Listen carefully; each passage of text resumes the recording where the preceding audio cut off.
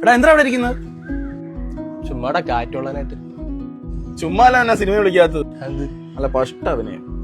നീ കാര്യം പറ. എന്റെ ഒരു ഫ്രണ്ട് ഇല്ലായിരുന്നടാ ശ്രേയ. ഓ നീ എപ്പോഴും പറയാറുള്ള ആ കൊച്ച്. അവൾ ഇന്നലെ പോളണ്ടിൽ പോയി.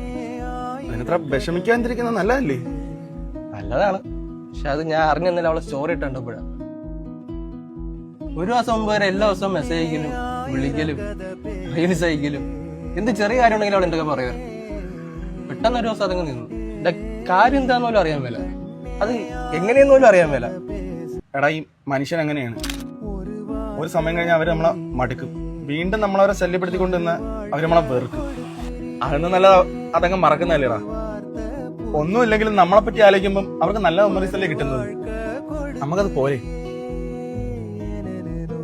മതി മതി സെൻഡ് ചെയ്യാൻ മതി. ഒരു ചായ കുടിച്ചിട്ട് വരാം. ചായ നീ അടിച്ചു ചായ വാങ്ങിച്ചു തരാം. എടാ എന്താ അവിടെ ഇരിക്കുന്നത്? ചുമ്മാടെ കാറ്റുള്ളനായിട്ട്.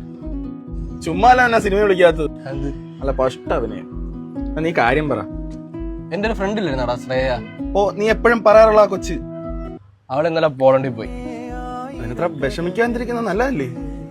നല്ലതാണ്, പക്ഷെ അത് ഞാൻ അറിഞ്ഞെന്നല്ല അവളെ സ്റ്റോറി ഇട്ടുണ്ടപ്പോഴാ. ഒരു മാസം മുമ്പ് വരെ എല്ലാ ദിവസവും മെസ്സേജ് അയക്കലും വിളിക്കലും റീൽസ് അയക്കലും എന്ത് ചെറിയ കാര്യം ഉണ്ടെങ്കിലും അവൾ എന്തൊക്കെ പറയുക. പെട്ടെന്ന് ഒരു ദിവസം അതങ്ങ് നിന്നു. എന്റെ കാര്യം എന്താന്ന് പോലും അറിയാൻ മേല, അത് എങ്ങനെയെന്ന് പോലും അറിയാൻ മേല. എടാ ഈ മനുഷ്യൻ അങ്ങനെയാണ്. ഒരു സമയം കഴിഞ്ഞാൽ അവര് നമ്മളെ മടുക്കും.